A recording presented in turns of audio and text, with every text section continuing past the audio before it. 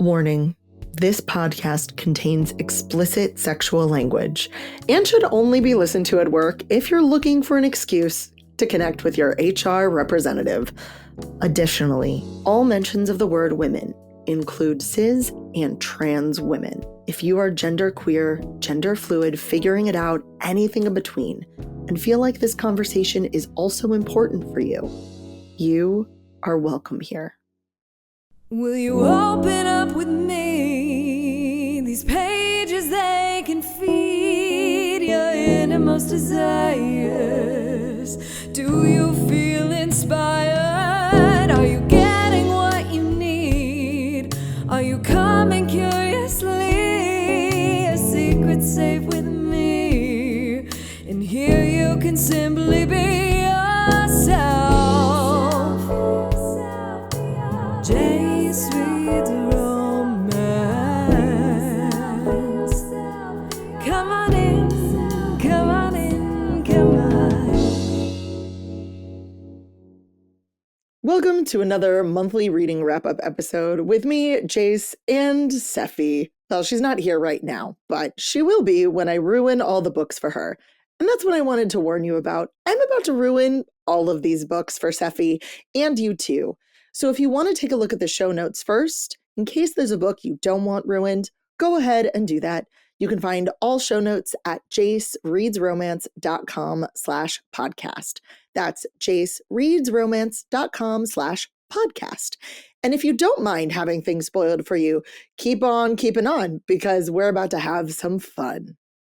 Hi, y'all. This is Jace, she, they, and you found Jace Reads Romance, a community dedicated to empowering women about sex and sexuality through the reading of romance novels. I'm cheating, okay? I am cheating. How are you Not cheating? on a person. Well, Not because a it's person. April 29th. It's not a person. It's April 29th, and we are recording our April wrap-up. And it's not even late at night. It's the morning. I really do have 36 hours to read more books in the month of April. So this podcast might not be 100% accurate. So at the end, I will share what I'm currently reading Okay. in case I finish them before the end of the month. But I wanted this podcast episode to be able to go out on Friday. And Michael said we had to record it before Thursday. Yeah. Because he wanted more time, which I respect, like full respect to that. Yeah. So, oh God, as of this moment, I have only read 20 books. Only. I say, you know what? You laugh at me, but it's only 20 books, which is not a lot for me, but No. all of them are, I don't think any of them were really novella length.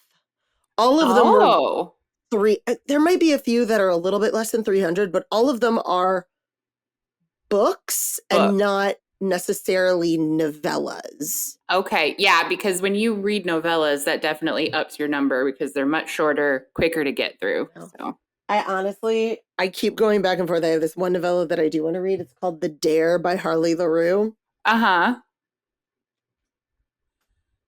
It's for those of you visualizing, it is very thin. It feels like it's 5 pages. It feels like it's 5 pages. It is not even 100 pages. Wow. But it's the start. It's the prequel to The Loser's Duet, which I have. Okay. But I should finish her demon evil people's thing. Y'all also on the, keep this into the video. Like, I apologize, people who are watching at home.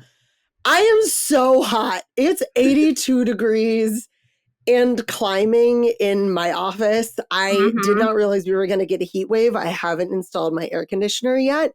So, I'm sure I will glisten by the end of this as well. Like, we're just, it's going to be one of those moments from a romance novel and the bead of sweat dripped down her chest. Like, yes, like that's so cool. I love it so much. And you look so cute, and I'm just over here being a little gremlin in my Goonies I'm t-shirt. so jealous of your gremlin. Like, if I didn't have major anxiety, I would absolutely let myself gremlin. But no, friends. All right. So I've only read 20 books in the month of April. And let's go over stats of what's happening right now. So 20 books, only 5 of them are, is that true? Only 5 of them are physical. Like this is going to be the one that kills me, physical books. I know, especially because I have this epic summer planned. Yeah. And I wasn't planning on bringing physical books with me for a good portion of that. So I might have to readjust my packing so that I can still read physical books over the summer. Yeah. I got to work on that. But so only 5 of them are physical. I have read 9 arcs. I was aiming for 10. I hit 9. I'm good with that. That's not bad. And so far, 8 of them are by authors of color, but only 3 of them tell queer stories so far. I'll get to that when it comes to the books that I'm in the middle of.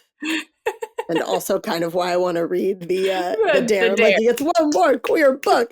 But it's been pretty consistently good. Oh, now, you know what? I can't even say that. I've had a lot of good and I've had some less than good. So we're just going to start off with Day Death by Rebecca Quinn. This is the prequel story to Ensnared, her Brutes of Bristlebrook series. It is a zero. Okay, no, it's not a zero spice. There is one spicy scene.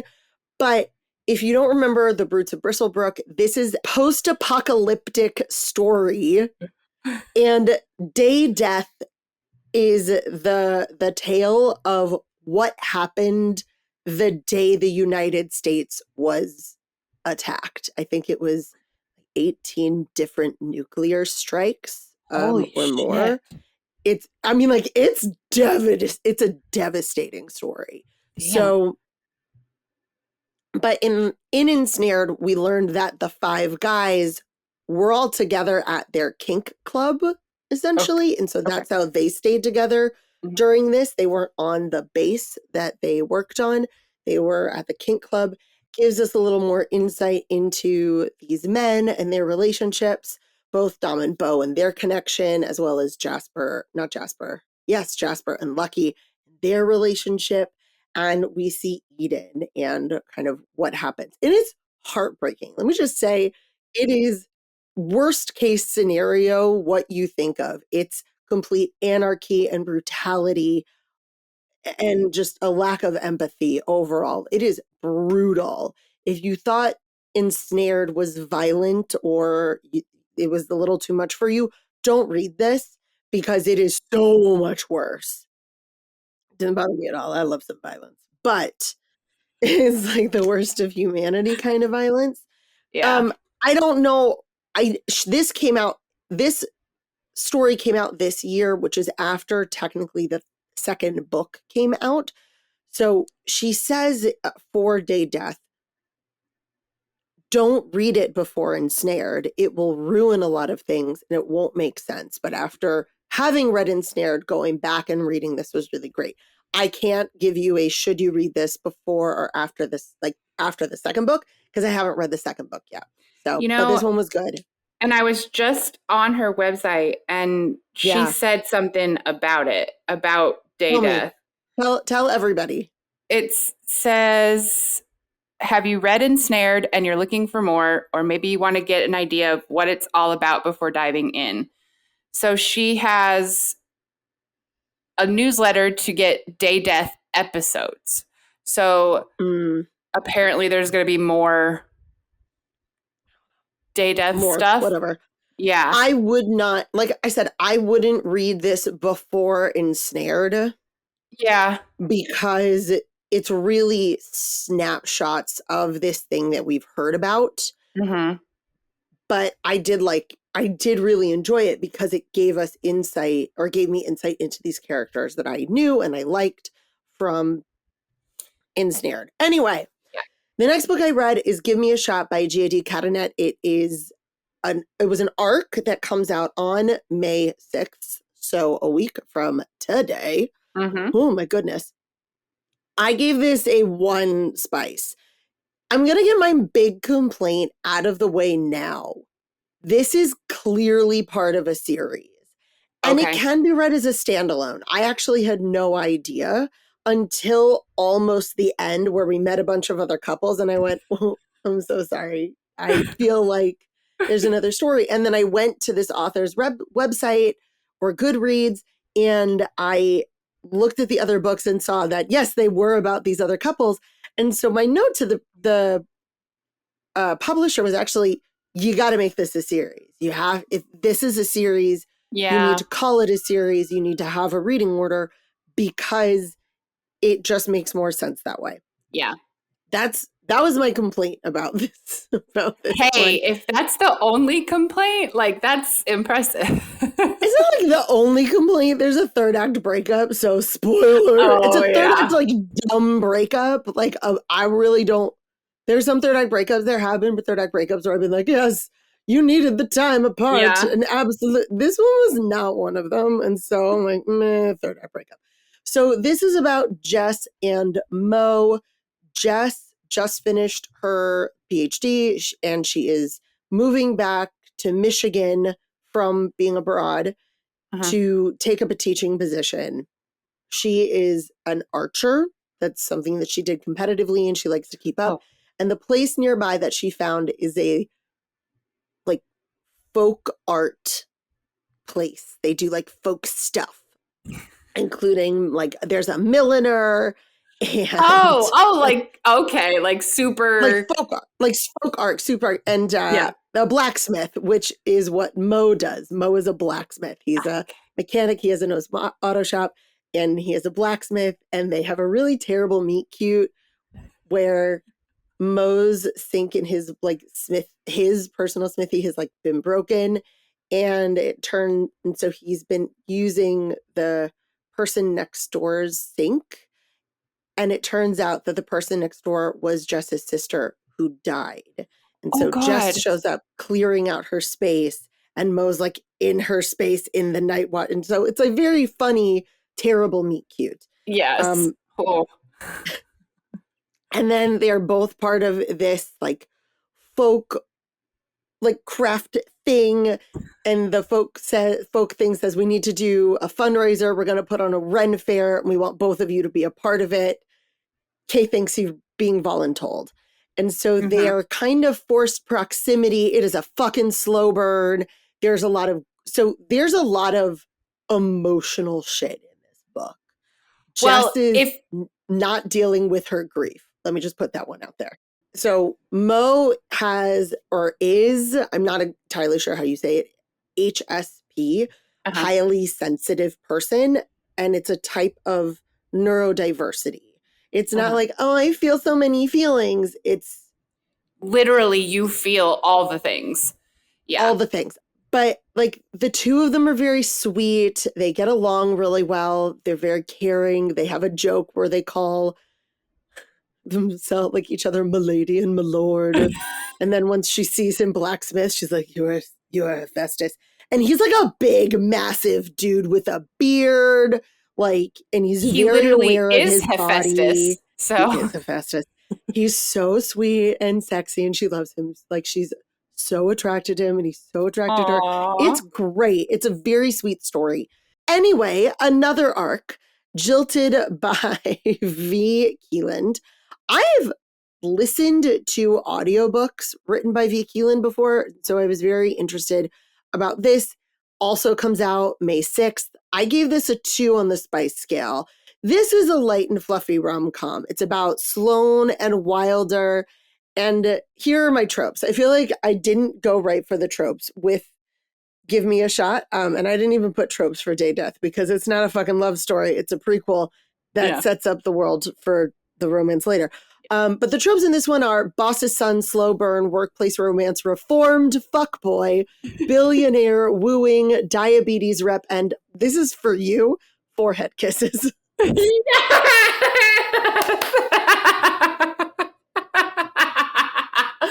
I I was literally just talking to someone last night about how they are my kryptonite. I will just melt in the puddle. So that makes me They are. happy. And I'm not taking note of them when they're like, there's one in a book, but this is like his move, and I really like it. Oh, I love that. So Sloane was jilted. She was left at the altar, Ooh. and she writes for Brides magazine, and she hasn't been feeling the love. No. So she's at a wedding with one of her best friends who's the photographer, and she ends up meeting, and she knows the guy who owns her magazine's son is there. Okay. And her boss is Ted, and she ends up getting roped into being a bridesmaid because one of the bridesmaids' mom had a heart attack, and the bride, who made everybody get a spray tan the morning of this wedding because she was like, I don't want you to look pasty. She's so horrible. Makes Sloane wear the terrible bridesmaid's dress and be a bridesmaid, and so that they have even numbers. Oh and my she's God. paired with Wilder, who's not the Ted in the groomsmen, who's not Ted in the groomsmen. She's like, Wilder, oh, but Ted, that groomsman's got to be the son of my Ted, the boss. No, It turns out it's Wilder. But they have like this really flirty banter. Like Wilder's clearly a fuckboy, and Sloane's like, I don't care about you. But at some point, she expresses that she wants a cupcake, and because he's, the son of a massive magazine publisher, and got his own money, gets her a cupcake, and they have this massive makeout in the coat closet, and like don't exchange numbers or anything, and she skadooches. And so then when her boss's boss is like, hey, my son, who you might have met at the wedding, said maybe we should do a series because a bunch of the fraternity brothers all got engaged last year. So we've got like six weddings coming up in a row, and they're all groomsmen in each other's weddings. Yeah. So you're going to do a series. That wedding was number one. I'll have my son connect with you. She's expecting Ted, and no, it's Wilder. And she's like, no, I'm not seeing anyone until the year mark of me being jilted finishes. And so he's like, great, I won't fuck anyone. She's like, good luck, dude. And he's like, shit, I said I wouldn't fuck anyone. So he's now celibate to like prove himself to her. Aww. He also played rugby professionally and is starting up a rugby team, and her dad's a fan. And like, it's very cute. It's just cute. And then I went to Between Love and Loathing, which is Shane Rose. I read a Shane Rose book last year in prep for Wild and Windy, and I didn't like it. Oh, no. And then I did a little bit more digging, and I should have gone back to a different series because it looks like she had a different kind of more romantic suspensey one before this series. Okay. But I'd heard good things about Between Love and Loathing. And so I decided to give it a shot. I was like, you know what? Why not? It is a 3 on the spice scale. Oh. Let's just put that one out there. Okay. There is much spice. A lot of spice. It's Clara and Dominic. It is billionaire, grumpy sunshine, fake dating, workplace, forced proximity, good girl. Nice. Ooh, those are some fun tropes to have all together. It is. So Clara is the stepdaughter of the mogul the mogul that's kind of umbrelling all the fucked upness in this series. Like, this series is the Hardy brother billionaires, and their business partner was this mogul. And when he died, he had these crazy things in his will about like what everyone had to do in order to like get the parts of the business that they had together. So in the first book, one of the Hardy brothers had to marry his estranged daughter. Wait, the mogul's estranged daughter? The mogul's estranged daughter. Qualify that. I'm sorry. Oh my God, let's qualify that. The mogul's estranged daughter. Yes, not incest. No. Jeez. But so Clara is his stepdaughter, or was his stepdaughter, and she had opened a bakery in this massive property complex that they had in Florida. And as part of their holdings, they had purchased and were renovating a big resort out in California. And so the will stipulated that for Dominic, the architect who's heading this project, and for him to keep the resort, Clara had to have a bakery in it. And then Clara, if they can work together and cohesively, Dominic gets what he wants, and Clara not only gets her bakery, but she also gets shares in the business as a whole, which means she's going to be financially independent from her abusive mother. Okay. Abusive mother. Okay. So it seems like what the mogul is trying to do is set up people that he cares about to be okay in a super duper random, super weird way of doing it, but like it's with the best of intention. Right. Yes. Okay. But like Dominic is so mad that she's gonna like ruin his vision and has been handed this thing, and she's like, my mother cut me off when I moved out here. I have no money. I'm just trying to do this. You're steamrolling me on every decision I'm making. The designer you've hired is steamrolling me. Like, I need to learn how to stand on my 2 feet. And like, that's really, she does. And Dominic right at the beginning is like, you need to stand up for yourself. While also like fucking her in the kitchen of her bakery. Look, this is so fucking sketch monster. It's like so billionaire that it's so billionaire, but I enjoyed it a lot more. They end up fake dating. Oh, because his ex-girlfriend from years ago, who he caught cheating and like who did a bunch of sketchy stuff, because they met through work when they were working together, gave an interview that's like, oh, we'll always be connected. I'm sure he bought this resort so he could be closer to me now in California.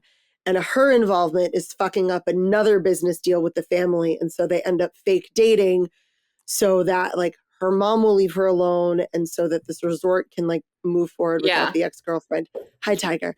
And like, it was good. It was good. It was a lot better than the first one. But I still want to go back because the two Hardy sisters, the sisters of these brothers, have married absolute morally gray men. And I kind of want to read that instead of the Hardy brothers, who are like, sunshine. They're like, we're the children of immigrants and we've built up an empire to like help people and be awesome. Oh God. Okay. I'm only going to say one thing about this book. It is all he wants for Christmas is a fingerling. And it's by J.P. Sale. It is also a 3. It is kind of a novella, but I really don't want to think about it because it's an Mpreg Omegaverse, except there is a wolf shifter and the other man is a potato shifter.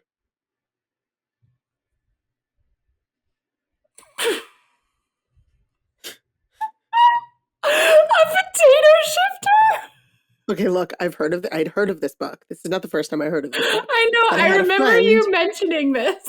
Yeah, but I had a friend who was like, I got my hands on a book that I think you've never heard of, and I can't wait to shock you with this book. And they handed it to me, and I went, oh, no, I know this book. I just never wanted to read it. Oh, it's mine now? Oh, it's mine now. I guess I'm reading. Like, you read it, so I kind of have to read it. It is everything that you would expect from an Mpreg, Omegaverse. Like, none of that was really surprising. The potato situation is weird. I mean, like,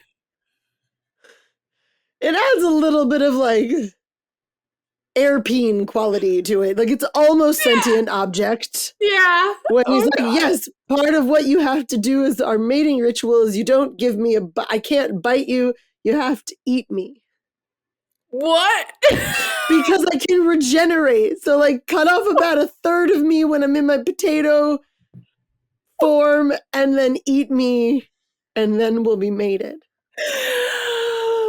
Oh my God. But like, it's really not much weirder than any of the other Omegaverse shit you're gonna read. Like, No, once but you went down but that it's a- path, it's pretty standard. but it's a potato. Yeah, I know. Yeah. I did tell you about the Loki potato fan fiction Yeah, Devin had me read. yeah. Oh yeah. Yeah, I Mhm, thought I had brought that up mhm. before. You did. That exists. That we put that that clip on the internet. Yep.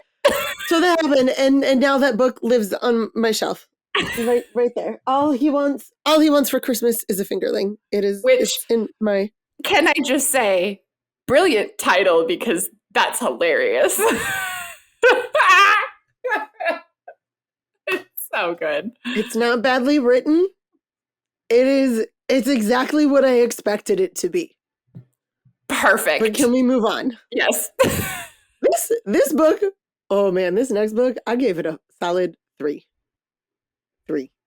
In spice? It is in stars. Just stars. This was Twisted Queen by Penelope Black, and here's why it's a 3. Because this is book number 2, and you keep claiming it's going to be a why choose, and there are no why choosings happening.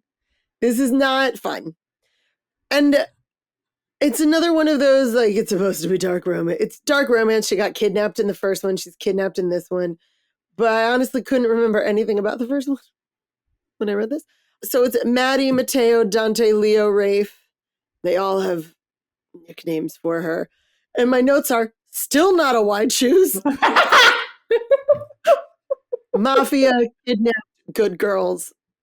So at the end of Gilded Princess, the first book in this series, she'd been kind of kidnapped and held hostage by her ex-boyfriend, Mateo, and then started to have feelings for his best friend, Dante. But she'd also been flirting with this guy at a coffee shop whose name she didn't know. It turns out Leo. His name is Leo, and he's Mateo's little brother. And then completely separate from any of this, she met someone through her like posh school stuff, and she calls him Aries, and he calls her Raven. And we learn in this book that his name is actually Raphael /Rafe /Mateo's twin brother. So I think I'm not about brothers. Like, brothers and me are not, I don't know if I like it. Because my favorite part about a white shoes is a group scene. I don't really want a group scene with brothers necessarily. Yeah. It's also still not a white shoes. At the end of the first book, she was like, I think I have feelings for all of these men. What will I do? And in this book, she goes, I have feelings for all of you. I'm dating you all, and you can't date anyone else. And I was like, that is so unhealthy. Like, that's just not So any of this unhealthy. work. And for claiming to be a white shoes, you don't fuck people enough. Like, where's the spice? I want to see you choosing. Like, just no. And this one ends on another cliffhanger thing. At the end of Gilded Princess, I was like, maybe the second book did not redeem it for me, so I will not be continuing with this series. Yeah. She has other series that are all claiming to be this like morally gray wide choose situation. I'm good. I think I'm good. Oh my God, we're already at book number 7. This Could Be Us by Kennedy Ryan. This book was so good. I put off reading this book for so long because I thought it was going to emotionally devastate me the way that Before I Let Go did. And the reason Before I Let Go devastated me was because the relationship itself between Yaz and Josiah was devastating.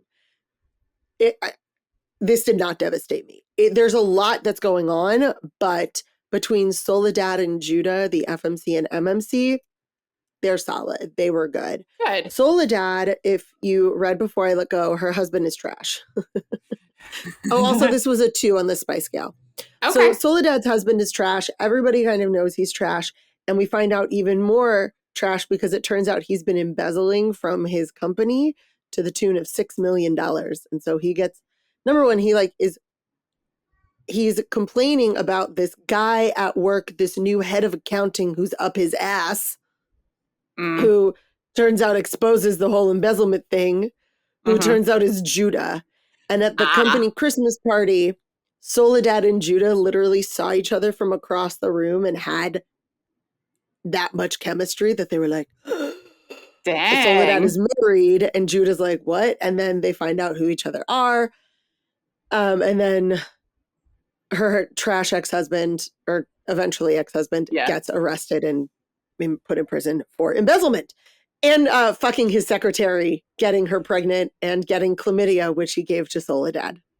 Like, he's trash. Fuck him. He's trash. Like, there's just I laugh because of like how trash he is. Like, it's like every time you think like, no, you're not. You hit rock bottom. Like, you got. So like we find out there's that a lower level. He's being an absolutely shitty husband. He's being such a dick to her at the Christmas party. He gets arrested and they're like, what the fuck? Like, she's kind of like, your relationship with your secretary is weird. How dare you accuse me of cheating? Soledad finds out she has chlamydia. So obviously he was fucking his secretary. Yeah. And then was going to like leave them all behind. It's so awful. And he then was we just find out that he take actually the money and go. take the money and leave with the secretary because he knocked her up. Fuck him. And so like, he's just so trash.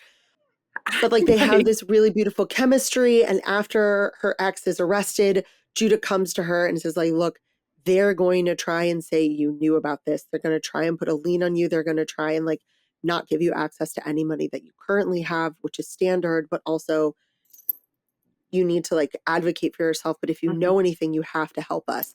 And she ends up rage destroying his man cave and finds a hard drive or a USB drive with everything that they need to like arrest him. And so she gives the feds like everything they needed to like convict him, which was great. Good.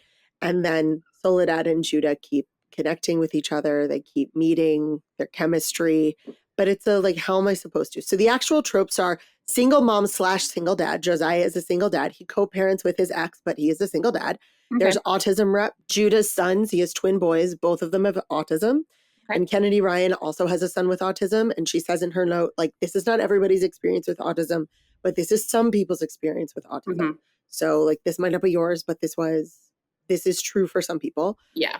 There's Black love. Soledad becomes an influencer. Like, that's how she ends up picking herself up by her bootstraps. She's one of those homemakers. She cooks, she cleans, she like does all this stuff. And her friend Hendrix helps her start an influencer business, and she makes money through that and like becomes her own, like, nice. Rose from the house. It's amazing.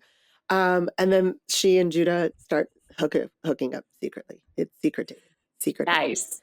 Next book is The Heir by Ava Rani. This is the second book in the Biotech Billionaire series.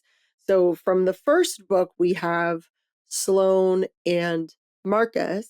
Henry is Sloan's brother / Marcus's best friend. Okay. And he has been living his fuckboy ways.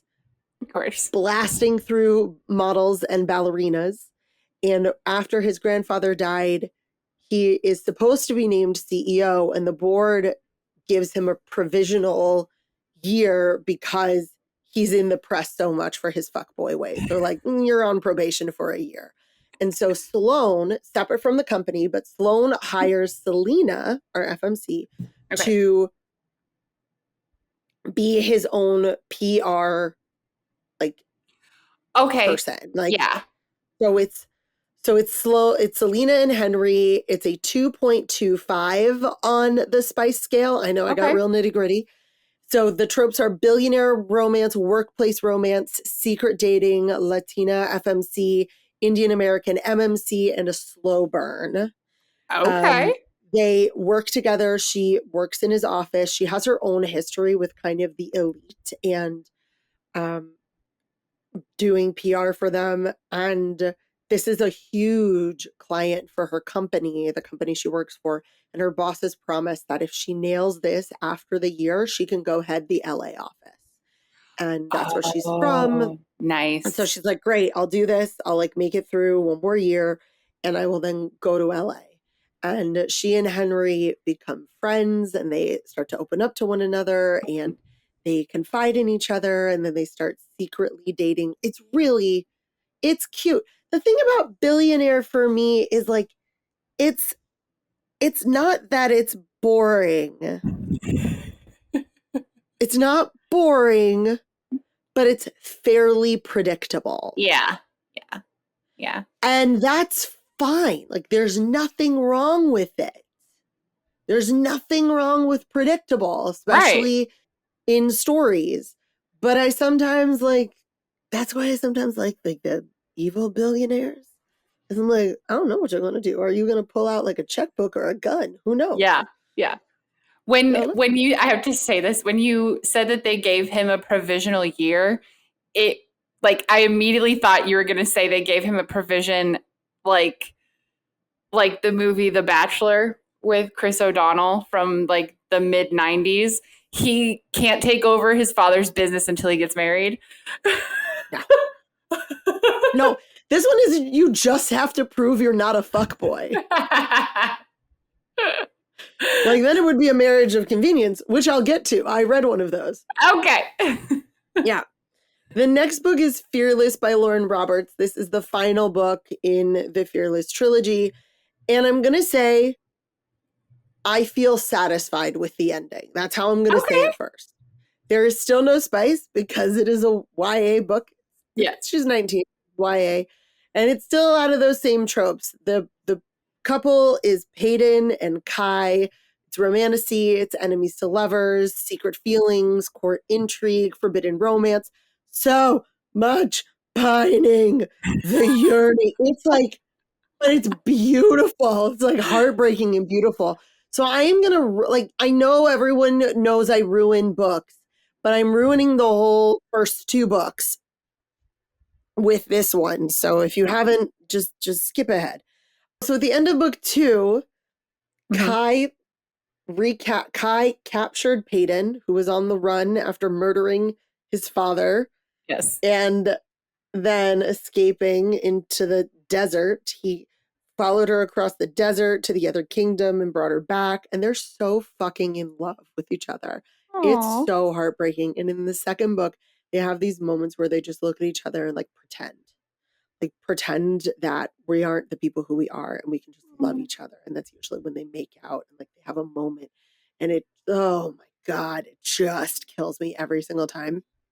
And so Kai brings her back to what they both believe is going to be her execution because he loves his brother and he, like, that's what he's supposed to do. And she is brought before the king, Kit, who she had been friends with during the first book. She kind of became friends with him. Right. And he says, actually, we're getting married. What? Yeah. And so that's how the second book ends. Sorry, spoiler. And so this third book, she is now betrothed to Kit. Kai and her are devastated. Well, yeah. And everyone in the kingdom is up in arms because she has no powers. They've been led to believe all these lies about people with no powers.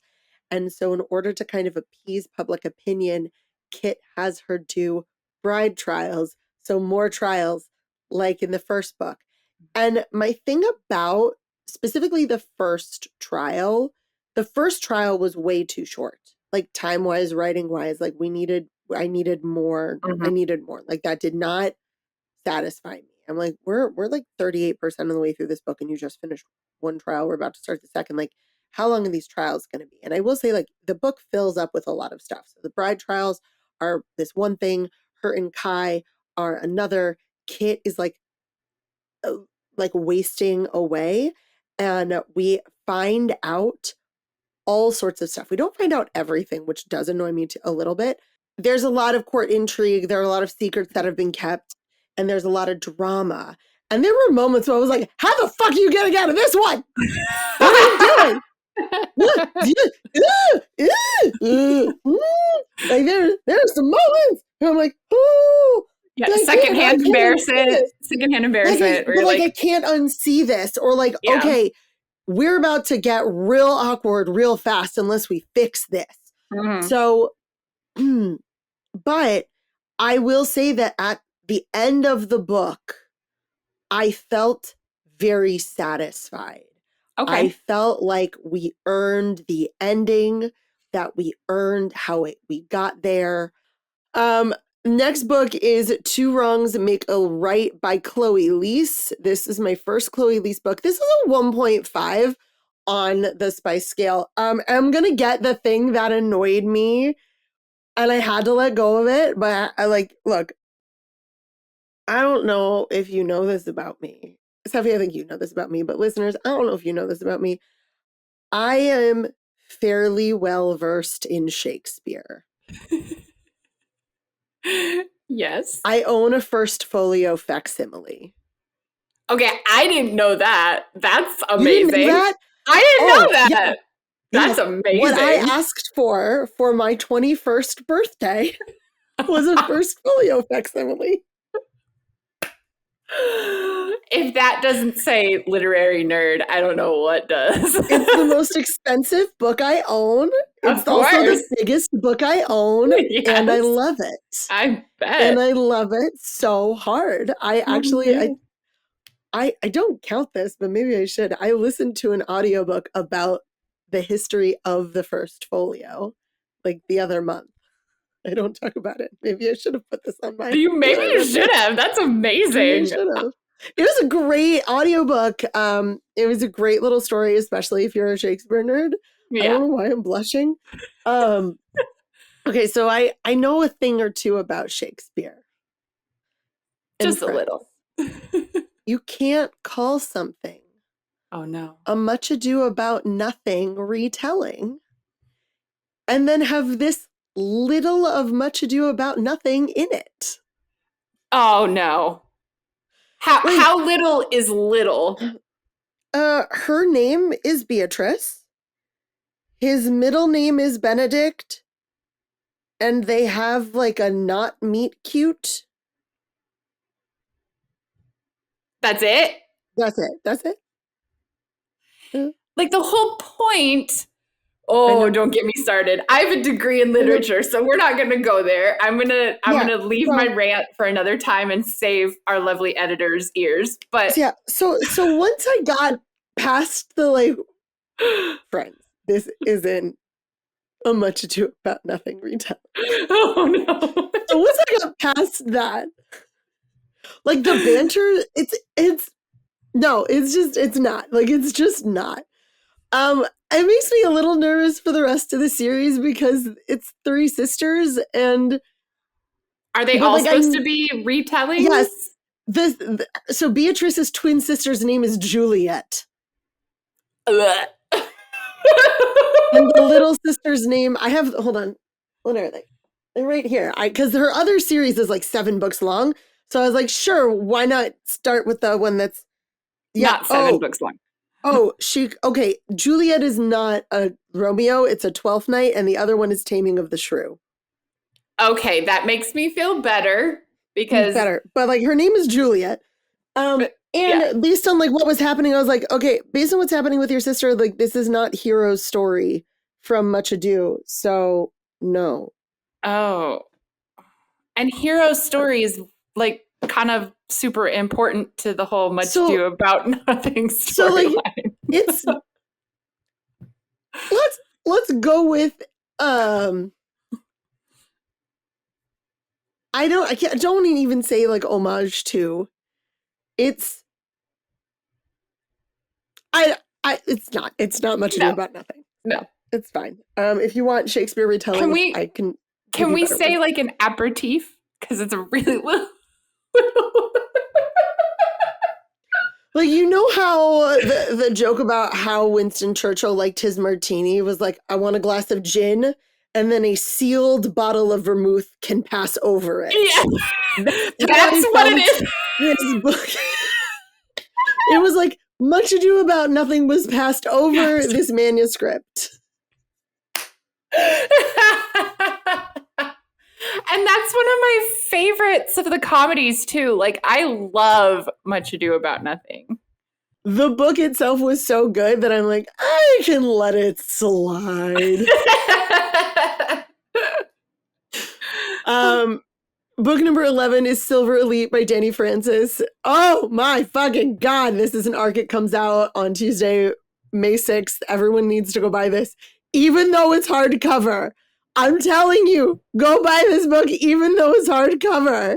Who was this the one that you recommended? Yes. Okay. So Addie gave me one of her arcs, and I like thank the skies. I gave this a 4.75, and the only reason it's a 4.75 is because on your Instagram. Yes, it's so good. It's so good. And I didn't give it a 5 because it's like, this is me being a bitch. I kind of wanted a few more people of color around, but I get it. Gotcha. It is a 2 on the spice scale. It is Ren and Cross. It is dystopian romance, enemies to lovers, secret powers, military academy, officer cadet, spying, slow burn. Damn. Oh my God, it's so good. So like this is hundreds of years after like the war that ended the world. Okay. And then like continents fell, like continents were destroyed in this. And so even the map at the beginning of this book, I was like, I looked at the map and I was like, is this like the America? Because you're like, this kind of looks like North America, but like it isn't. It's North missing America. half of Mexico. It's because like the whole eastern seaboard. Yeah. Like, holy because shit. It was destroyed, like nuclear war devastation. Oh God. So it's been hundreds of years and many wars since. And in the last war with the country south of them released this like biotoxin that caused some people to have powers. And they're the modified. And the previous government was run by a crazy president who was modified and made all prime people or people without powers basically subservient. Like they were second-class citizens. They never had the opportunities. And then the military rebelled, or a military coup happened, and the new government is all primes, and they either straight up murder or send to work camps anyone who's modified, who has. I was going to say they flipped the script. Yeah. Flip the script.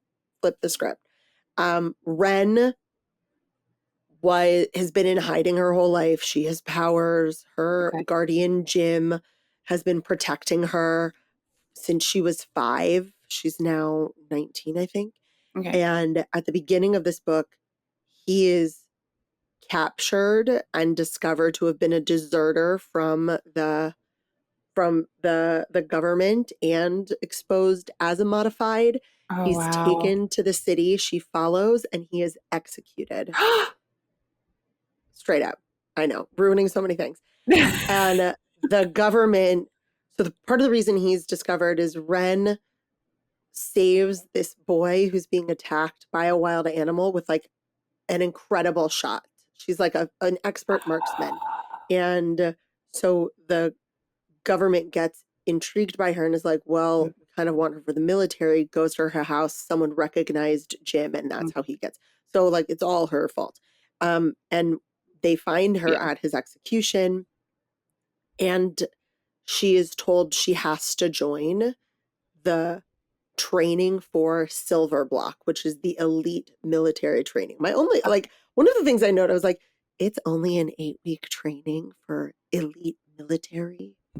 I feel like that's not enough time. But to go from nothing to like, in terms of like real life, in terms of the story, it was perfectly fine. But you also have to, I guess I would say, just a qualifier, they're in a different world. Like maybe their world is a bit more militarized in general. So no? Okay. I haven't read it. You have. She's a rancher. Like, no, she's no military trainer. No. Okay. So she joins this training, and Cross is in charge of this silver like elite unit that she could potentially be joining. So there's Silver Block. If you get into the training, you're Silver Block. And then there's also within Silver Block, like Silver Elite, like the best of the best. And they go on all the clandestine missions to hunt down and kill modifieds and all sorts of stuff. So she's in this training. She's trying. And Cross has basically said, like, I'm not letting you fail. Like, I'm not kicking you out of this training. Like, I want you here. It's here or jail. And she's like, well, I guess it's here. Good. She's trying to fail. Yeah. And then the tension between the two of them, and like, it's such a fuck it moment, and like, he's hot and she's great. And the twists in this. I fucking loved it. It was so good, and so much of it hits home right now. Yeah. With the things, with all the things going on. If you are not watching this, I'm pointing to my dumpster fire that says, I'm fine, everything is fine, because that's what it feels like. Yeah. It was so good, and it's gonna be a series. Here's my sidebar. So I posted all the things about the book, and on TikTok, Danny Francis followed me, and I was like, oh, because I followed her. And then I Did you fangirl? Did you fangirl? In a direct message? Yes, I did.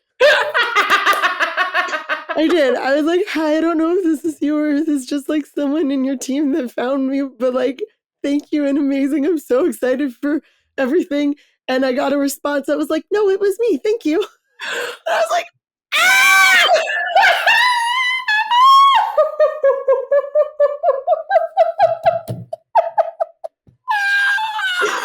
This is why I can't have nice things, though, because I lose my ever-loving shit. That's amazing, though. Oh, my gosh. I don't know. She's going to keep following me after that, but you know what? It was a great moment while it lasted. Yes.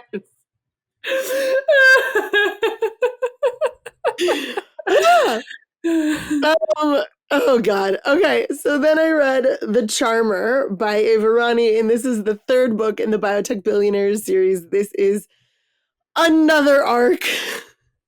I read a lot of arcs. It comes out on the 13th of May, so you got a little bit more time. Little. And this is Xander's story. It is another 2.25 on the spice scale, which I think is just Ava Rani. Like, that's her thing. It's Xander and Penelope. And Penelope we met in the first book, The Spare. Penelope works with Sloane. She's a lawyer. She is from, her family is from Singapore and London. Her dad's from Singapore. Her mother's from London. And she got a lot of family drama. So these tropes are billionaire, friends to lovers, marriage of convenience, and pining. That's a trope? Pining, yes. Okay. Pining is definitely a trope. No, I'm just making sure that it's a trope in this, because there's a marriage of convenience. Yes. So Penelope, her grandfather died, and for her to get her inheritance, and Xander's a billionaire separately. So like Xander's got his own thing. This is the one book where I was like, y'all, Xander, you threw around a lot of money for, like, I get it for the reasons, but this is the most like throwing around of the money that I've seen. So Penelope's grandfather died, and in order for her to get her inheritance, she has to be married. And at first she was like, I'm a lawyer, I'm successful, it doesn't matter. But her asshole of a family tied her mother's money, because her mother and father divorced, and tied up like all of her mother's money and assets into Sloane's inheritance. So if into Penelope's inheritance. So if Penelope doesn't get married and loses her inheritance, her mother also loses her money. Yeah. Like her mother loses all the money that she's had and is not a functioning adult and would not be able to function. Like Penelope's basically been the adult of the family since she could. Not great. No. And so she's like, well, fuck, I guess I have to get married because I want to take care of my mom. Yeah. They had arranged for her to marry this kid, the person she's known from childhood, who's part of a rival family that they wanted to merge businesses with, but she doesn't love him and he's a little controlling and a bit of an asshole. And she's trying to find a way, like, can I enter into a marriage of convenience with just a guy I know in New York? Like, I know people, I'm sure they're all wealthy. They don't need my money. Like, I'm sure we could just like figure something else out. And Maddox, the guy who she was arranged to be married to, shows up at her apartment and is like, when are you moving back to Singapore? Like, we gotta do this. Like, I want you under my thumb now. And Xander shows up. I know, he's so creepy. He's so like not great. And Xander shows up to take her out to the Hamptons because they're all going to the Hamptons for the summer, their friend group. And Oh, Sloane had told Penelope to pick up Xander's family's engagement ring because Sloane used a different ring, even though Marcus offered her his family's ring. She was like, no, I want a different one. And it had been being cleaned. And she's like, Penelope, can you grab it? So Penelope had the ring in the kitchen. And while Maddox is there, she's like, oh, nope, I'm sorry, I'm engaged. And like puts on the ring. It's like, it's so new. It just happened. And then Xander shows up and she's like, I need you to play along with me. I'm so sorry. And she's like, this is my fiance. And he's like, yep, I am her fiance. Because he's been pining for her for like 2 years. So he's like, internally, he's like celebrating hard fucking core right now. He's like, the idea that she would marry anyone, and especially this asshole, was just terrible to me. Yes. And Penelope has also been harboring a thing for Xander, but she's like, he's just so charming and everybody loves him. And it's not me. I'm not special. I'm not special. I just like, I can't, it's just who he is. It's not anything. But so then like, they go to the Hamptons and she's like, I'm so sorry, the ring is too small and I can't get it off. And he's like, let's just calm down. Don't worry about it. We'll like deal with it later.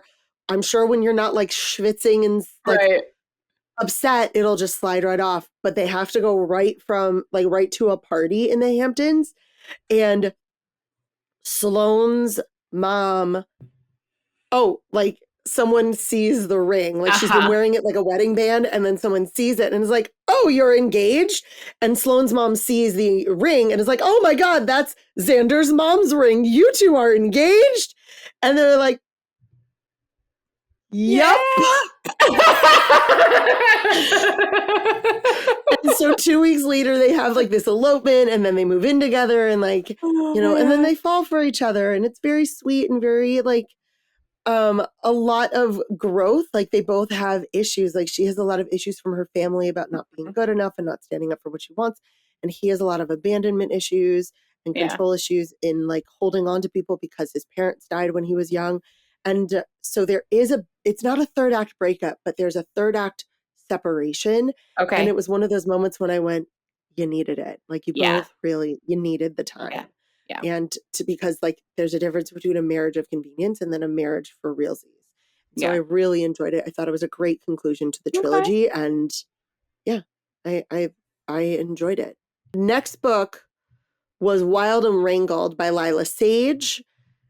This is the 4th book in the Rebel Blue Ranch series. I listened to all of these as audiobooks. I gave this a 1.5 on the spice scale.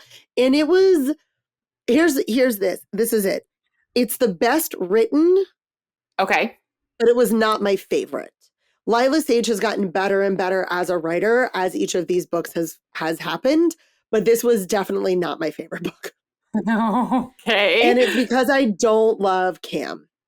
This is Cam and Dusty's story. It is a slow burn, second chance, single mom, jilted bride, small town. Okay. So Cam and Dusty dated in high school, and we know it ended badly, but nobody really knows like how or why. Cam and Gus, who has been around, like this is not a secret, had like a one-night stand and she got pregnant 6 years ago. And so they've been co-parenting. They were never together. It was a one-night stand. Co-parenting their daughter, Riley, together very well. They really do a good job of co-parenting. Okay. Cam had been engaged from the beginning, from the first book, from Done and Dusted. Cam was already engaged to this guy named Graham. And nobody could really figure out Graham because it seemed like they weren't in love at all. And it turns out they weren't. They were getting married because both of their parents had been pressuring them. They're from the same kind of social circle. And they said, you know what? I like you as a person. We get along and it gets our parents off our back. Cam also had convinced her parents to create a trust fund, an irrevocable trust that they could not control for Riley if she got married, because her parents have used money to control her whole life. And she wanted money for her daughter without the strings attached that she had. So she really was going through this marriage for her daughter. And in the epilogue of Lost and Lassoed, book 3, Cam gets left at the altar. Wow. Yeah, so that's where this book starts, with Cam at the church in her wedding dress, finding a note from Graham. I'm sorry, I can't do this. And she leaves and goes to the Devil's Boot, the bar where Dusty is, because he's drinking away the day since Cam is getting married and he's still in love with her. And they spend the whole day together. He's like, I'll get you out of town. And they get out of town, they spend a day together, and they start being friends. And, you know, they'd been really avoiding each other for the last year that Dusty'd been back in Rebel Blue Ranch. He'd been a cowboy all over the world, and he finally came home. And they'd been avoiding each other. And now they're becoming friends. They're talking more. She moves out of Graham's house and into a house on a big property that it turns out he's kind of the manager of. He maintains the house. He helps fix things in the house. He lives in a cottage on the land. He does all of the caretaking for it. And they just start to bloom again. Now, here's why I don't like it. Cam can be a little bitch. And when we find, like, we get a lot of flashbacks to them when they were younger and how their relationship started and then how it ended. And I can accept, like, this is the thing about second chance romance. Often, the reason that you broke up is either a dumb fucking reason. You're dumb. Yeah. You shouldn't have broken up in the first place. But you were absolutely ridiculous. Or it was a great reason and I can't believe you're giving them another chance. What? Yeah. Now, this one happens to be like the breakup. While I didn't like watching it because I didn't mind the reasoning for the breakup when they were kids. Cam, like Rusty knew, he's like, I want to go be a rancher. I want to work on, like, I want to go do this all over the world. And Cam's like, I kind of want to stay in Rebel Blue. Like, that's my favorite place. But she followed him and then was miserable. Like, she put off college and she left Rebel Blue. And she's like, I don't like this. And he's like, I never asked you to come with me. I was willing to do distance. And so she leaves in the middle of the night. Like, she just leaves with like a Dear John note. It's awful. I'm like, I don't like that. Like, you're 19. I get it. Like, there was a dumb move. But like, that was immature. Yeah. And then she comes up against this thing in this. So there's also a third act breakup. She comes up against this thing and her first instinct is like, I can't believe you. How dare you? I'm leaving. I'm like, what the fuck is wrong with you? Like, they get over it quickly. And like, someone is like, Cam, you're being ridiculous. And she is. But like, I don't like that we had to have that in the first place. Yeah. And then I finished because I started and then paused this book, Brook and Rebel by Kate Crew. It probably is spicier than I'm making it out to be. Oh yeah, because I have two? Because people call it spicy. And I'm like, I don't know if it is. It's about Regan and Rook. It's motorcycle people, but it's not like a motorcycle gang. They just all ride motorcycles. It's morally gray, hidden identity, found family, and light stalking. So all of the prep videos that I've seen about this are like, and then he's obsessed with her. And no, he doesn't. He's not obsessed with her and he doesn't stalk her like that. Like, he's spying on her because she's the daughter of his sworn enemy and the guy he's trying to bring down. Okay. And so like, he stalks her, but it's not, I want you, I'm stalking you. It's not Navessa Allen level of stalking. No, it's like, I'm spying on you. And like, and then like, and she's boring. Yeah, she's boring because her dad told her that she couldn't go anywhere because he's a controlling asshole. So she's grounded essentially as like a 22-year-old, 23-year-old. And that's why she's home all the time watching videos. Like, it's just like, and people are like, oh, we're going to make it feel so scandalous. And I'm like, it's really not. It's kind of boring. Like, this Regan's kind of dumb.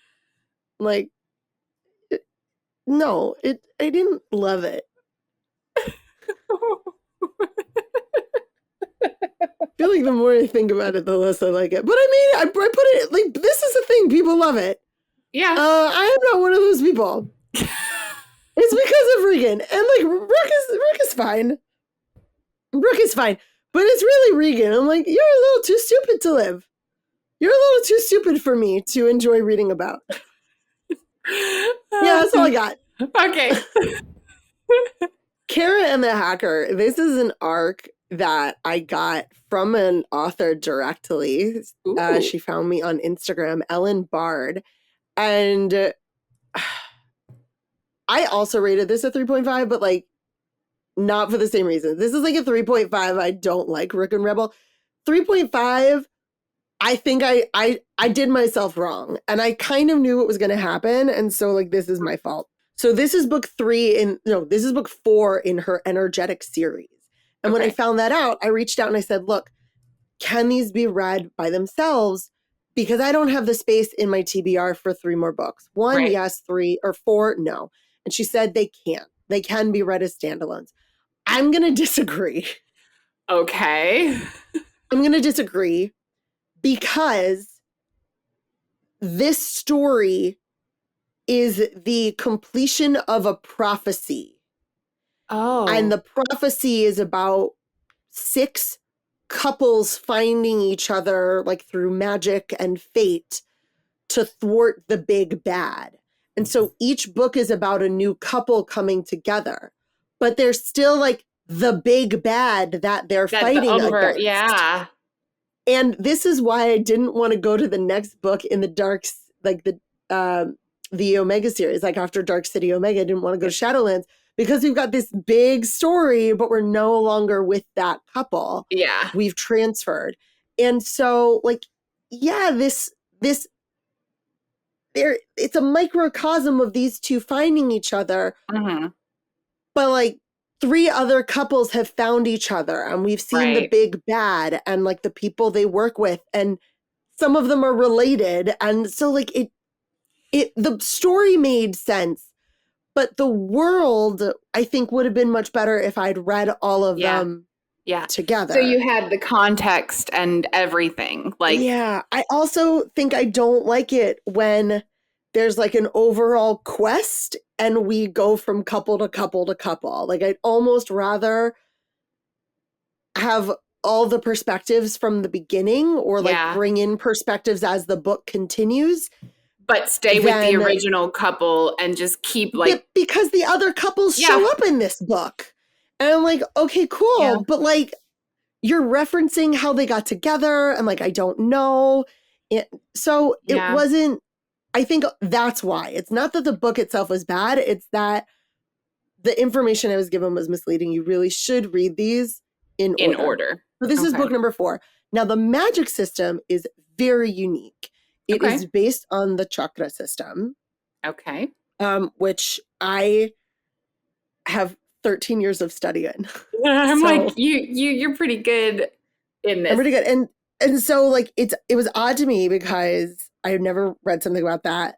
And I had a moment of, ooh, like, how do I feel about this? But like Ellen Bard also has studied like tantric yoga and like energetic stuff. Mm-hmm. So she has a background of like understanding culturally where this comes from. She lives in Thailand, I believe. Okay. That's where they are. And like, is this how the chakras work? Do you get magic from your chakras? No, not at all. But you also don't get magic from like angels and other shit. So like, exactly. It's fine. It's one of those things that you suspend your belief. You gotta suspend disbelief. Yeah. But like, she is accurately describing all the chakras and what they represent and where they are in the body and like the colors associated with them. So like, it is accurate in that standpoint. The other aspect of this is that I was like, okay, chakra is cool, but you're Atlantean. They're like descended from people from Atlantis who aren't human. I'm like, but Atlantis was outside of Egypt. Like that's where the Atlantean myth comes from. Yeah. So you've got this like chakra system that's from the Indian continent, and then Atlantean myth from so like that confused me. I was like, I would have rather had one and not the other, but we're just going with it. Number 16, The Beastly Crown by Inez Johnson. I'm done. I'm officially done with her. Oh no. You know what? 3 books, shame on me. 3 books. Fool me once, it's fine. Fool me twice, I think I'm done. But then I got an ARC for this. It came out today. No, comes out on the 1st. It's a Beauty and the Beast retelling, and it was also a no for me. Oh no. It was like 3.25. And it was also a 1 in the spice scale. So it's Belle and Adam. And my note is, it's too short. Beauty and the Beast inspired hidden identity cursed romantasy prophecy? Question mark. The whole thing felt rushed. Everything felt rushed. From the plot to the writing, to the sex, everything felt rushed. Like, why didn't we get a book? Yeah. Why didn't we get a whole, it felt like we didn't get a whole book. So Belle is a seamstress and a fae.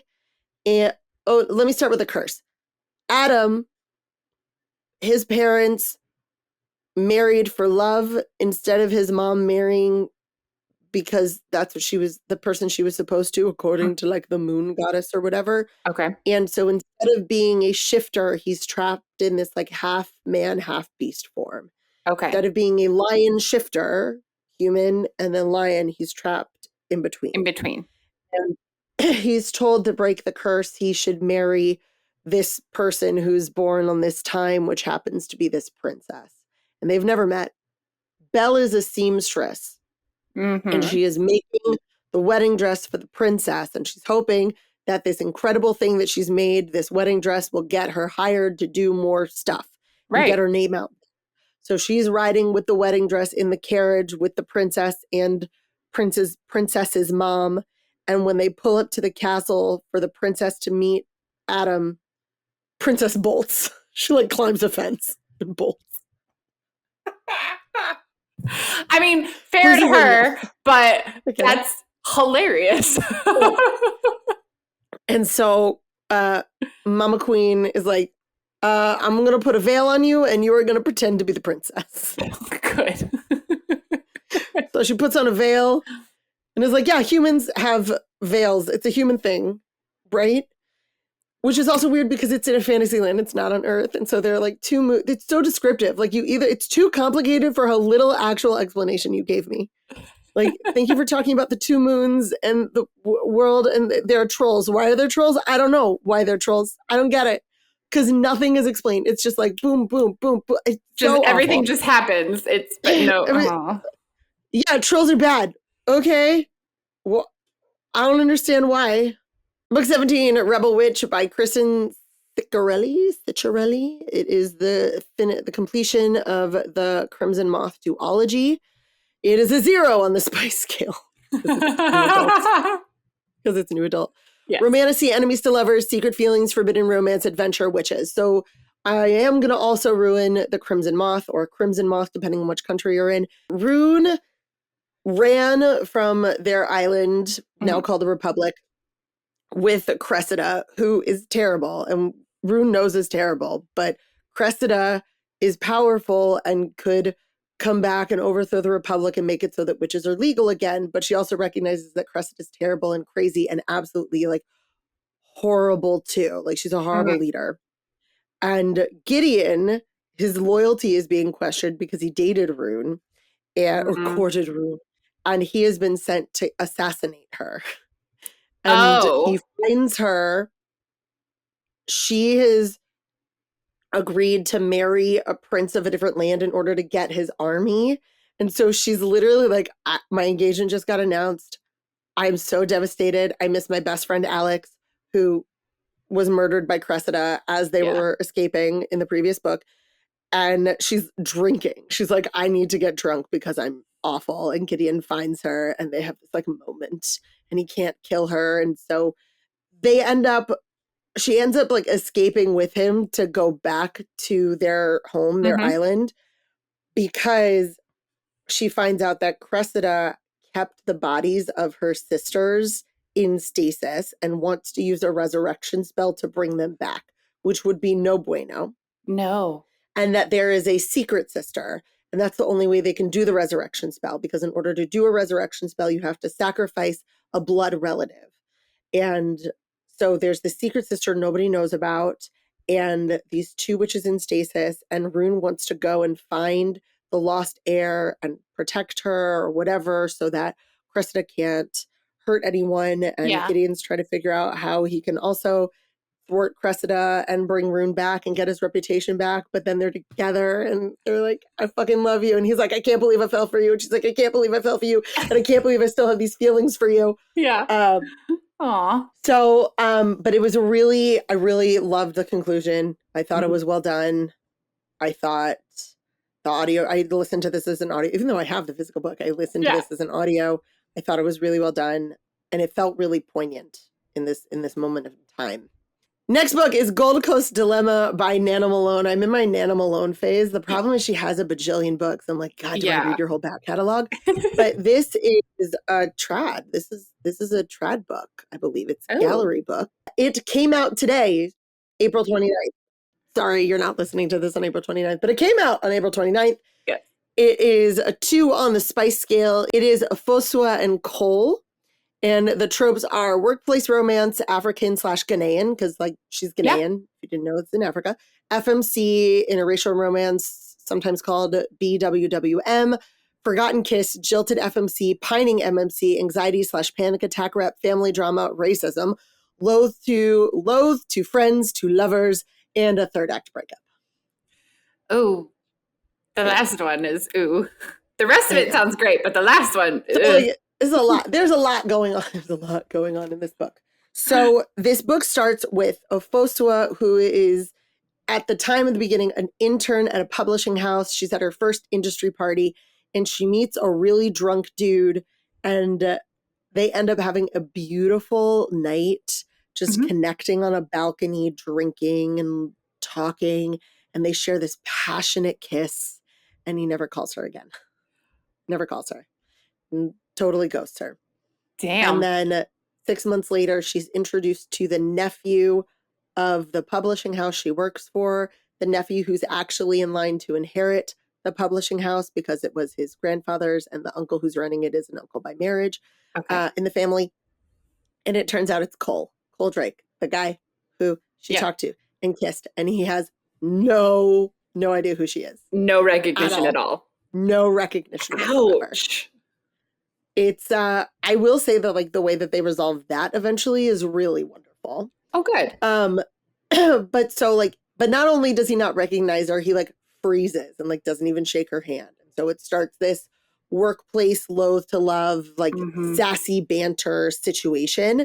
She becomes an editor. He works in not marketing, but he's also not an editor. He's in some more businessy aspect of it.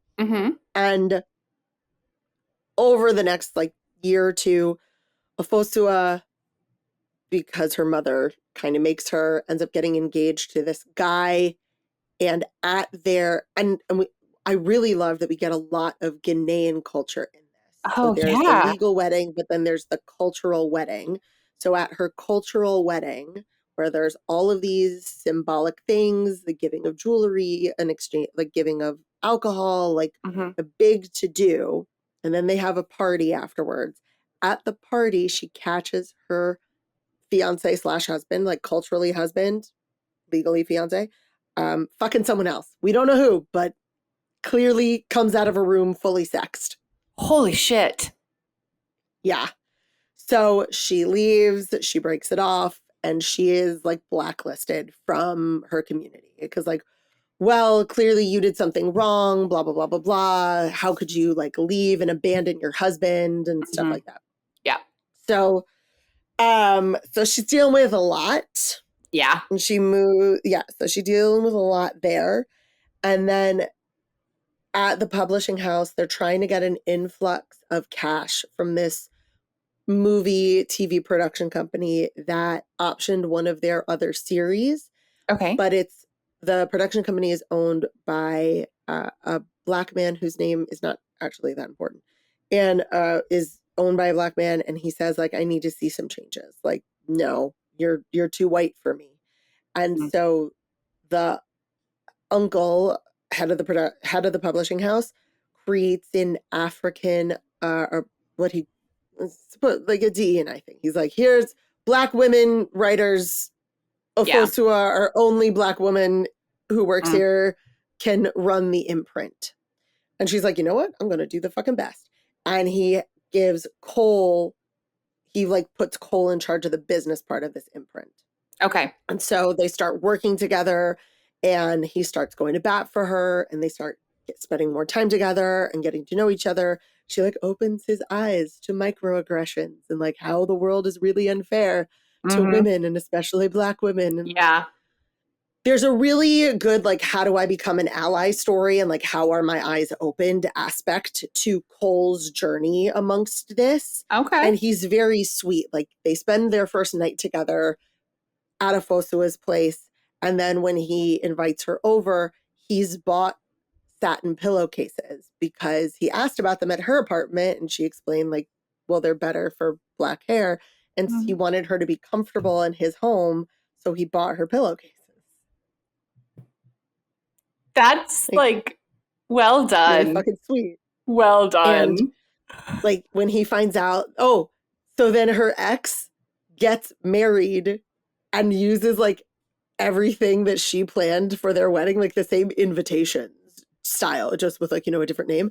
And she's invited. She's like, I have to go. And he shows up as her date. Like she like is having a panic attack in the bathroom and her cousin calls Cole because they're friends by this point. Yeah. And he shows up and is her date and like dances the whole night, like even though he has no idea what's going on, and is just charming and wonderful and like wants to have a special day for her. So like takes her to like Independence Day celebration in Queens. And she's like, I felt so isolated from my community because of the end of my relationship. And it was so nice to like be around. It was just, it's really beautiful. I love that. I love it. And I thought it was a great book. Like, I thought it was a really great book and I enjoyed the fuck out of it. Yeah. And then I read Can't Get Enough by Kennedy Ryan. So the final Skyland book that also comes out on May 13th. I know, so many books. May 13th. It is not as emotionally devastating. Thank you very much. Okay, good. We're good. I'm always apprehensive. I'm always apprehensive when you say Kennedy Ryan because I'm like, fucking too. Me fucking too. So this is Hendrix and Maverick. This was a 2.5 on the Spice scale. I have not read her basketball series, but her basketball series, those characters get a little moment in this book as well. So if you've read them all, you will see them. So this is about Hendrix and Maverick. Hendrix is like absolute magic. She is rich auntie to Soledad and Yaz's kids. She is a powerhouse. She owns her own management company. She helps Soledad, like not only financially, just supporting them. She's an only child. Her father has passed and her mother has been diagnosed with Alzheimer's. So like that's background on her. Yeah. We start this where she goes, one of her clients, a model, gets invited to this like big deal party down in Miami. The party is hosted by a billionaire named Maverick and his girlfriend, whose name I can't remember, and it doesn't even matter because it turns out that Maverick and the girlfriend had secretly broken up a month ago. But they host this party every year. Yeah. And so he's like, I'll host the party. We'll do the thing. And then the next day we'll officially announce the breakup. So they've been officially broken up like for a month. Yeah. Damn. Emotionally broken up for much longer than that. And it's because girlfriend wanted a baby. Maverick has a kid. She's 18. She just graduated high school. He'd been raising her alone from 10 to 18. And he's like, I don't want another kid. I did that. Like, I don't want that. She was like, but he'll change for me. I'm like, fuck you. That's a dumb thing. That's not how it works. But she's like mad about it. Like, well, if you really love me, you would have wanted a baby. Well, if you really love me, you would have realized I didn't. And I was honest and you believe me. So, but Maverick and Hendrix meet at this party and there's like instant chemistry. It also turns out that Maverick's grandfather had Alzheimer's. So he witnessed his mom go through the caretaking and they connect about that. And there's like, not just like physical chemistry, but like deep emotional chemistry. Yeah. But then they go their separate ways. She has a fund with these two other women specifically to give businesses owned by Black women loans and grants to help them get off the ground. Okay. And Maverick finds out about this and he like reaches out to her and to the guys of like, tell me more about this fund. Maybe I could like give you money for it and work with you. Think about it. And so they like connect and they talk and they build this relationship. And like before anything really happens, or oh God, she's also the girlfriend and Hendrix. We're going to executive produce a TV show that Hendrix model client was starring in. So she's like, oh, it's like really messy. Your ex-boyfriend and I have chemistry. Yeah. You and I are business partners and all this stuff. And I gotta say, like, they just fucking fly through it. Like, once Hendrik, like, Maverick is like, no, I want her. Like, I want her. I like her. Like, this is different. This is a forever. This is love. And he shows it by just stepping up and showing up when he needs to. Nice. He's been trying to buy this basketball team that his dad was an assistant coach for and like had just been shafted by and like really not treated well by. Mm-hmm. And there's a whole like drama with the buying of that. And when there's family drama and Hendrix has to go take care of her mom, like he just shows up because her mom ends up in the hospital and he flies from Japan, I think it is, to be with her. Damn. Or something else where he flies from Japan to be with her. Like he just is so great. And the two of them, like it's hard for Hendrix because there are moments when she's like, am I giving up on my dreams? Because she tells ex-girlfriend like, hey, I'm now dating so-and-so. Yeah. And ex-girlfriend is like, I don't know if I can work with you. And she's like, am I giving up on my dreams of producing in TV for a man? And Soledad like throws Hendrix's words back at her from the previous book. She's like, are you giving up your dreams or are you just letting yourself have new ones? Because you also want a partner. And like you're giving up this one thing so that you can have this other thing. Mm-hmm. Is amazing. Wonderful. That's like, good. A+. Also, like Hendrix, she a thick girl and I love it. And Yes. Maverick loves it. And ex-girlfriend is like, well, physically she's not your type. And Maverick, because like she calls Maverick after Hendrix tells her that they're dating. Yeah. And Maverick like goes off on her. Absolutely goes off. She's like, okay, you're a model, I get it, but like, did you think that's why I was with you? Because you were a model? Like, I was with you because of who you were. Like, and have you seen Hendrix smile? Okay. I'm halfway in love with Maverick. That's amazing. Really, should we? He sends her roses time. He shows up when he needs to be. He like helps her mom when he's staying in Charlotte with her mom and like gets her to go back out in the garden. And oh my God, he is like A+ man. Yes. He is a man. Yes. Just like what an incredible man. Why is he in a book? Oh, I don't know. Okay, so the last book that I have finished is another arc, The Love Haters by Catherine Center. I've read a couple other Catherine Center books. This book comes out later in May. It comes out on the 20th of May. Okay. It was a Zero Spice.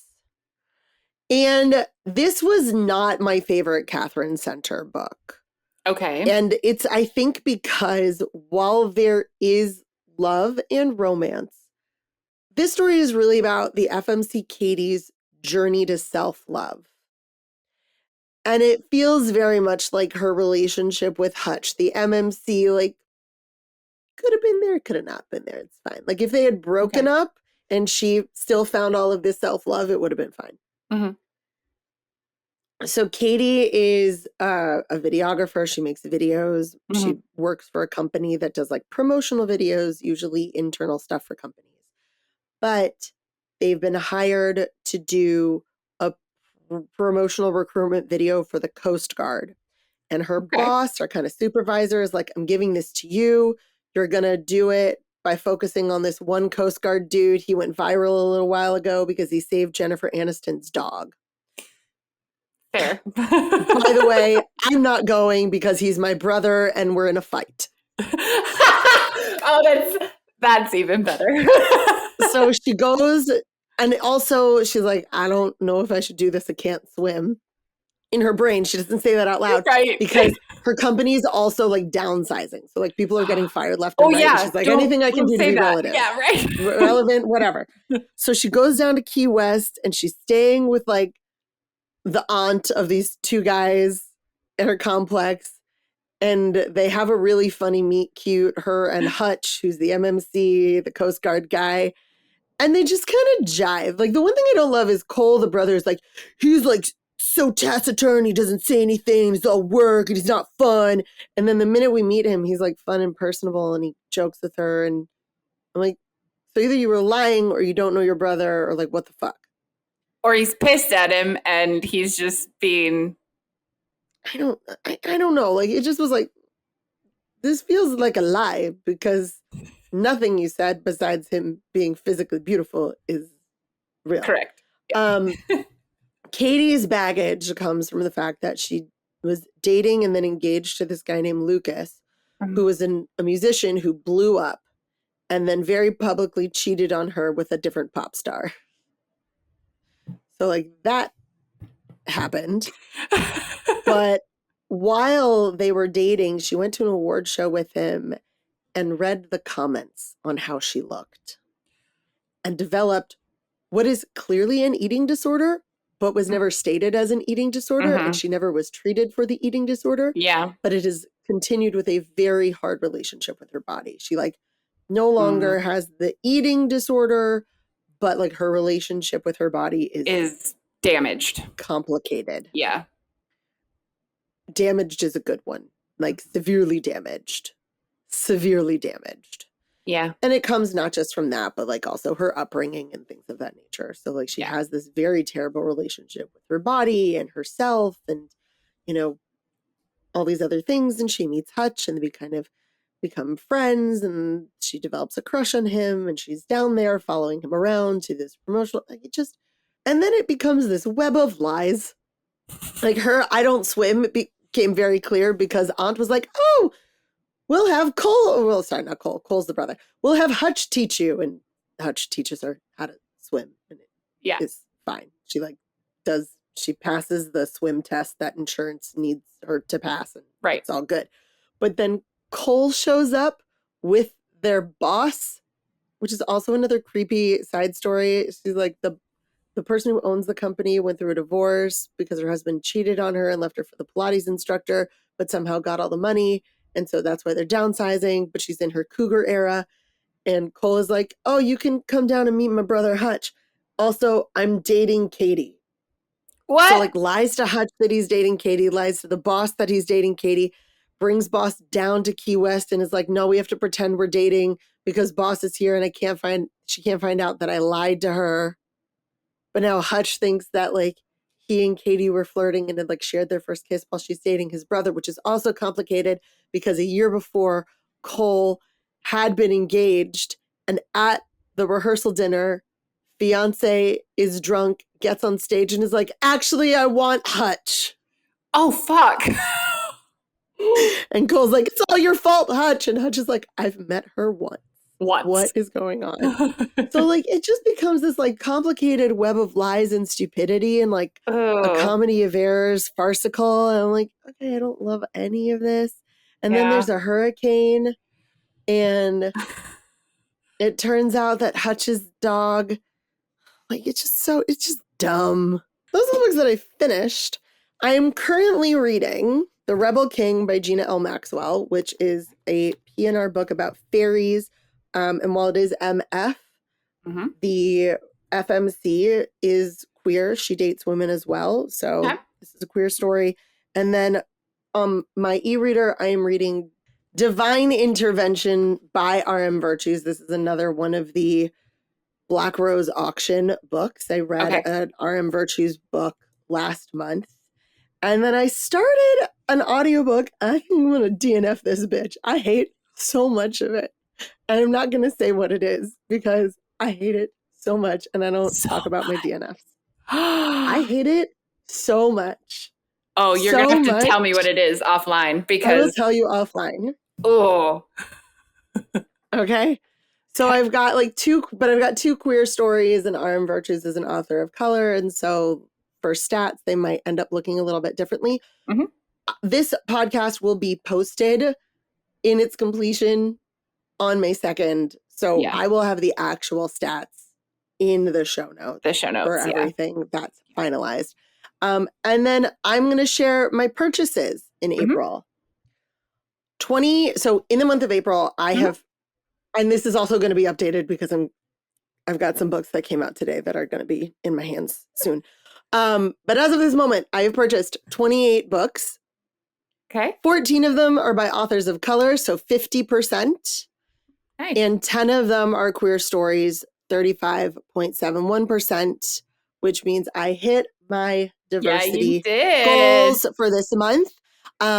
Because I really failed at that earlier in the year. I have not hit my diversity goals for the year in terms of my purchasing, and I am working on that, friends. But I feel very proud, and I will update that number too for the final podcast episode, and probably will only be like potentially a couple more. I don't know. You don't know me. You don't know me at all. I tell you. But that is everything that I read in the month of April so far, because it is still April and I read a lot.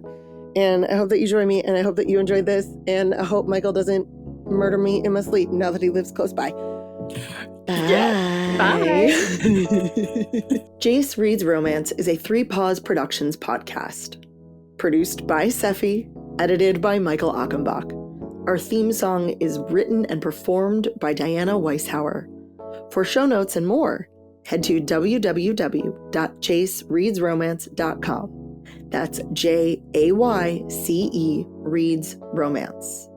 Follow us on socials at Jace Reads Romance everywhere. For more exclusive content, visit us on Substack, where you'll find extended episodes, bonus episodes, and more. Have a question, story, or book recommendation you know I'll love? Email Jace at jacereadsromance.com or call and leave a voicemail at 661-JACE-RR. That's 661-529-2377. Remember to rate, review, and subscribe wherever you're listening to this podcast. And as always, this is Jace, holding space for you.